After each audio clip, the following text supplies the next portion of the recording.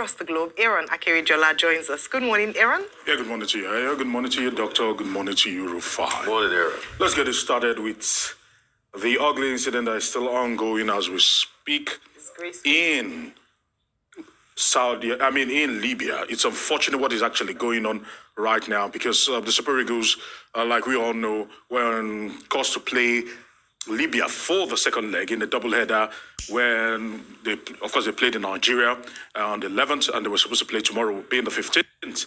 But it's unfortunate that the Super Eagles have been stuck at an airport, the Al Arab airport in Libya, and it's sad that 13 hours and counting, the Super Eagles have been denied access to food, water, and other basic necessities of life.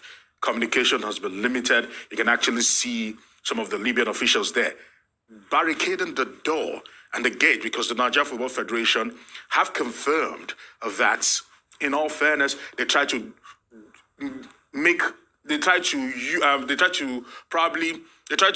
work best with a very bad situation, and they made contingent arrangements, and that has been scuttled by the Libyans.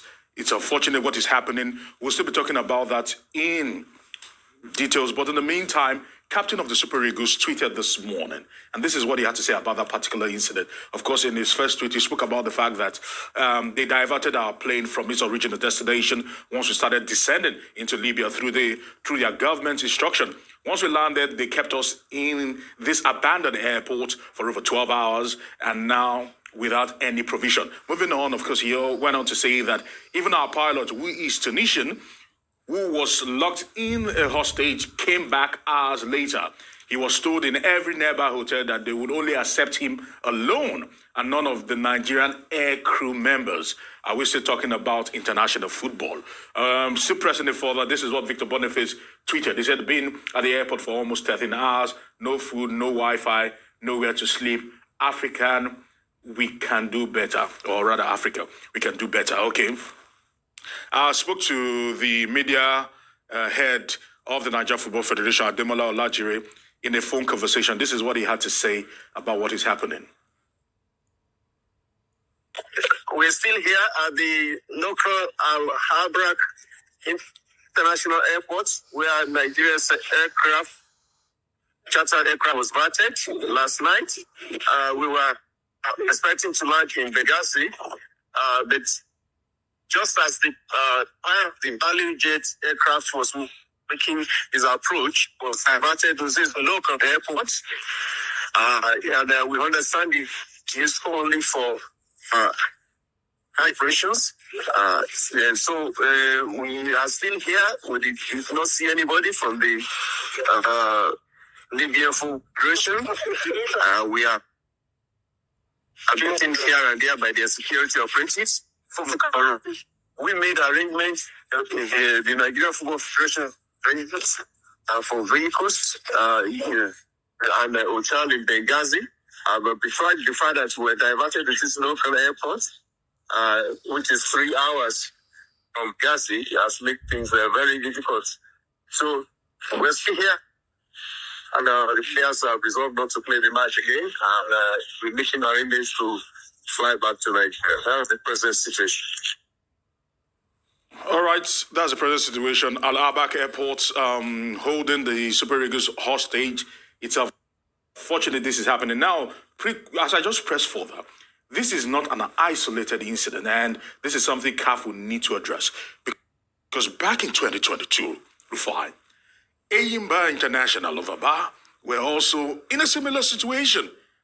In Libya, they were kept there for 24 hours. If they can actually help us with some of the pictures, they were kept there for 24 hours. They were supposed to play Al Ittihad in one of the Confederations game, and they were kept there at an airport in Libya for 24 hours. And it's unfortunate that CAF have not probably swung their big stick in what some have called the dark tactics that North Africans usually deploy when they are playing qualifiers, be it for club side all 4 national teams, because this is not the first time, this is not the second time, and I'm sure if care is not taken, this is not the last time this would actually happen. For the brevity of time, let's just talk about the fact that it's unfortunate that Frida Fegene has actually passed on at the age of 77. Yes, yesterday that actually happened, and our condolences goes out to the family.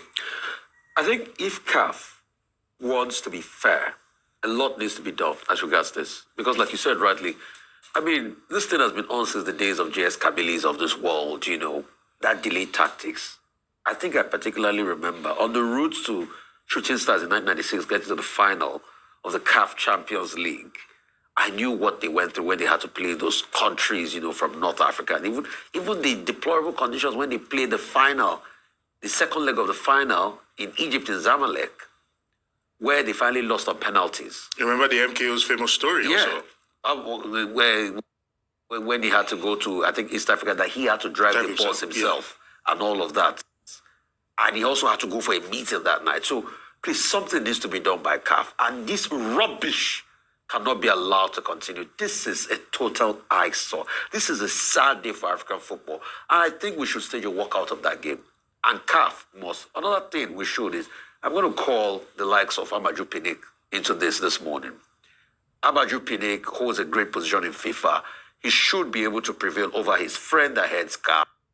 And this should go up to FIFA level. No, because even the Libyan government are also complicit, because refusing Nigerians. No, this can't they actually put out a circular that says that Nigerians should not be given Amadou should tell the CAF any kind of warm reception. That this should be escalated up to FIFA level. Yes, this is sad. No, if we don't have very strict penalties, we're not going to see the end of such treatment. I just felt sorry for the players. Looking at them at the airport, it looked like it was quite cold and they were not properly dressed for the situation. You can see them huddled in a corner, having their hoodies over their head. So it's beyond just the mental and physical ability to play in Libya. It's also the effect it could have on them on future games. Like we've said, if this isn't properly handled, either